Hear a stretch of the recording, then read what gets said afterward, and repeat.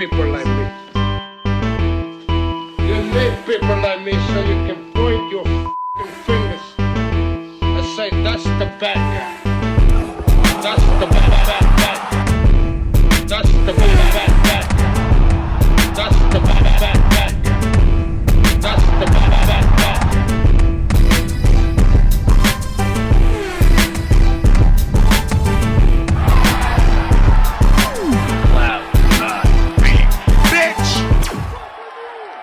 Welcome to the mother relay. We're covering today's top boxing news.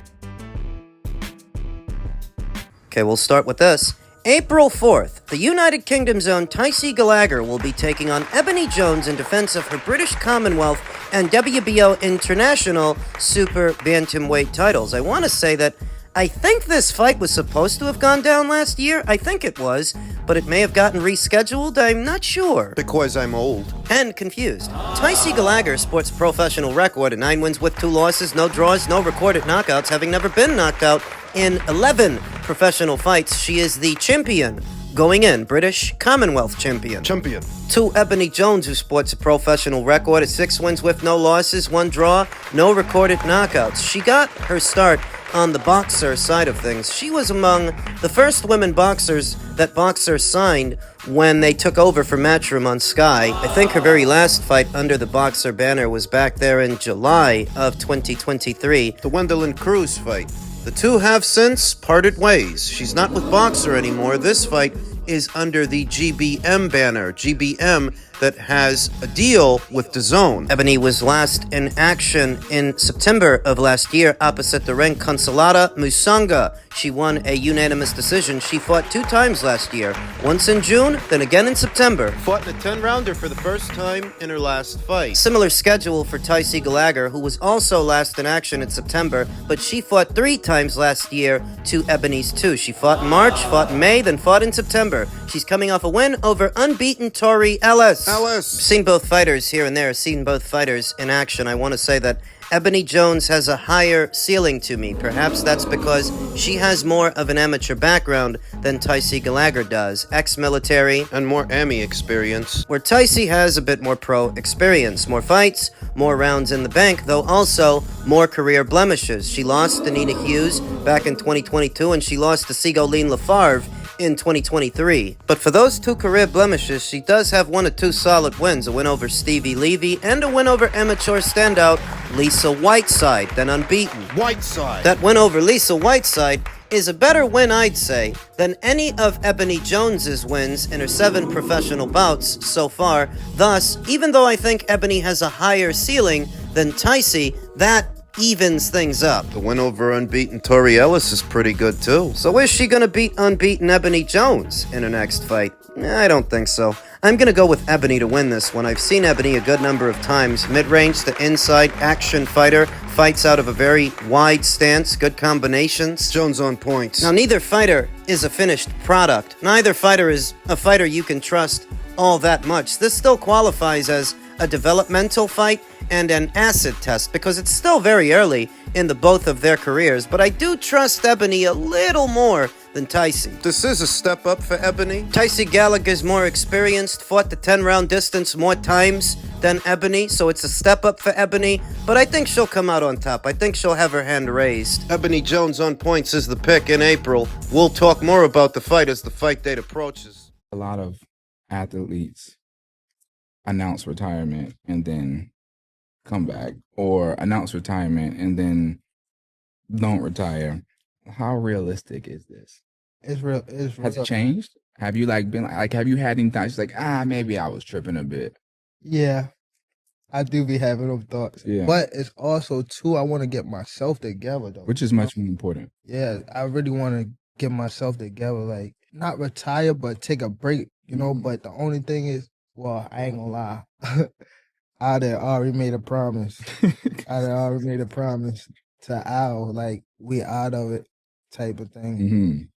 But it's like, I can stick around and just, I will help people and guide people, but as far as like me competing, I don't really want to do it. It's like other stuff I need to work on, you know, like being more there for my kids, going to school, you know, just building myself up as a person. Yeah. You know what I mean? As a great human being. That's what I'm focusing on. Recent sit-down interview where Gervonta Davis himself is doubling down on his retirement claims, going as far as saying that he made a promise to Al Heyman that this is it. Now, I'm not sure why he would have to promise him that. Sounds more like he's promising he's not going to end up on some other side of the street. That he's not going to abandon ship, that he's not going to leave the PBC like so many other fighters already have. That's what that promise sounds like, because I don't know why you'd have to promise Al that you're retiring and this is really it. Sportico recently published their top earning athletes across all of organized sports, and among the boxers, well, Gervonta was not among them. He's not going to be unless he works with Turkey. Like so many other boxers who were already making more than Gervonta have decided to work with Turkey. He doesn't want to. Having made the money that he made in the Ryan Garcia fight compared to whatever he made in the Frank Martin fight and whatever he's going to make in the Lamont Roach fight, continuing on may seem like it's more trouble than it's worth, because it's obvious you're not going to do with these guys what you did with Ryan. Fighting Ryan again is not an alternative because Ryan moved up in weight. His next fight is at welter, and I don't think Gervonta Davis is going to follow him up there, and Ryan is one of several boxers that will be boxing on Turkey's Ring Magazine cards. As stated, Gervonta doesn't want to work with Turkey. Not an alternative. At 135, he's facing a scarcity, and the walls are closing in. He could have a rematch with Isaac Cruz. He can run it back with him, but that's only going to get you but so much. He could bring up some more super feathers or maybe some feathers. But that's only going to get you but so much. So if you're Gervonta and you don't want to go to Saudi, you don't want to work with Turkey, but you're facing a scarcity of options, the only alternative is retirement. No surprises here. This is what I said would happen. This kid will retire before he steps it up. He'll leave. To maintain this illusion that he was unbeatable, invincible, that nobody could get to him when he didn't fight nobody. How are they going to get to you? You won't fight them. Maybe you win, maybe you lose. We'll never know because you don't want to know. Predictable. The first time they ever came at me, which they said I will fight Devin. And then when he was saying, like, Devin was his guy. So I'm like, if Devin your guy, y'all gotta pay me now, extra, like, cause I already know what I'm coming over there. You feel me? I gotta get the knockout. If not, y'all gonna give it to him. So that's what made me like, oh yeah, I see what's going on. So now, give me 2 or 4 or 3 Ferraris. If not, ain't no point in me going over there for. All that really communicates is apprehensiveness, that you're not confident that you can knock Devin out. Now, it's important to note that that ship has sailed. Devin's next fight is at welterweight. Gervonta's not going to follow him up there. The time and place to do this fight was while Devin was still at 135 and, at least momentarily, at 140. Here and now, it's done. It's over. But if what you're saying is you didn't go over there because you didn't think you could win a decision, okay, knock him out. isn't that what Gervonta Davis is known for? He's not known for decisions. He's known for knockouts. So go over there and do to him what you did to Frank Martin, what you did to Ryan Garcia. Knock him out. So that if you don't go and you don't fight him, you just gave it away. It's because you don't think you can. You don't think you could knock him out. If you were as confident that you could knock out Devin as you were with Ryan and Frank and the guy you're about to fight, then you would have went, because you stand to make a lot of money. It's the best money in boxing right now.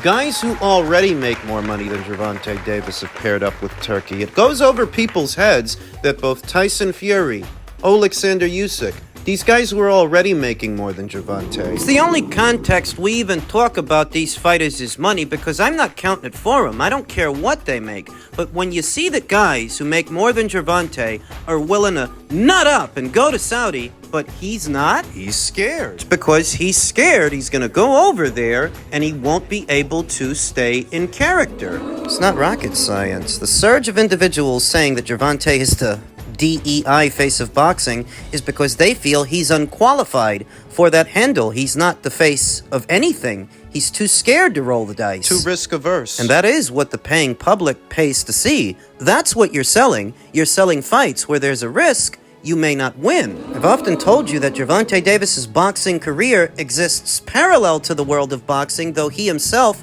is not a part of it. It may as well be scripted, to where the guy you expect to win always wins. No surprises. Because Al Heyman is selling you a brand, not a fighter. The drama that draws people into combat sports, be it mixed martial arts or boxing, the feeling that anything can happen, that drama. Anything can't happen. And this is not a drama. This is more like a sitcom.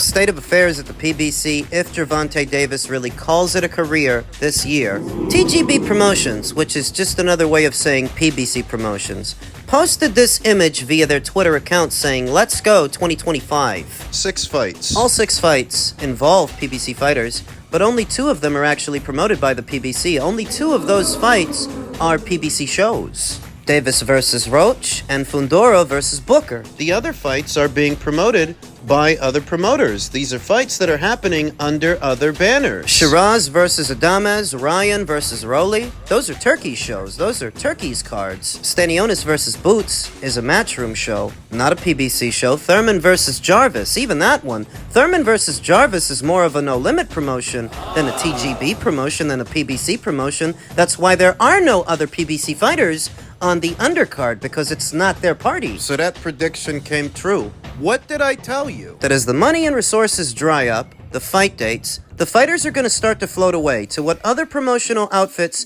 may be able to find use for them. That fealty to Al Heyman is only as good as his ability to keep these fighters active, because if he can't, they still got bills to pay and families to feed. They're going to go where the money is, and we're seeing that. So just imagine if Gervonta Davis makes good on his word, retires this year, and they no longer have his fights to promote, his fights to put together. What do they have? Bunch of fighters they are outsourcing, tantamount to boxing's version of Rent-A-Center. Rent-A-Fighter. And what this effectively does is keep a steady stream of income coming into the PBC without them having to spend their own money, because frankly, they don't have their own money to spend. Nobody's giving them a budget. So that when they do scrape together a few dollars to do a show of their own, the kind of show you get is Fundora versus Booker. And what is an already sparse schedule in the calendar year for the PBC, they're not doing that many fights. They just ain't got it to keep all these guys active, so the most that they can do is outsource them, where before,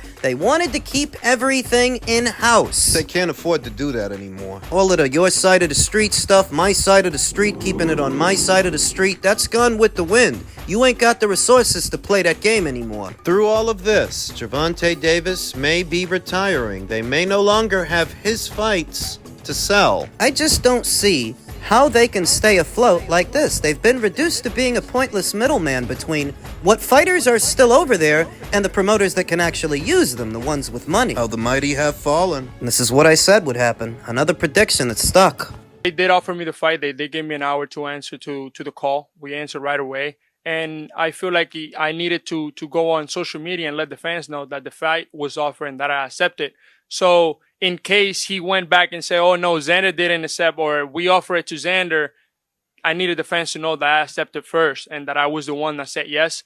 But we also knew that he had other options, and he went the safer route. I mean, fighting a former world champion. If he wins, he beat a former world champion. If he loses to the former world champion.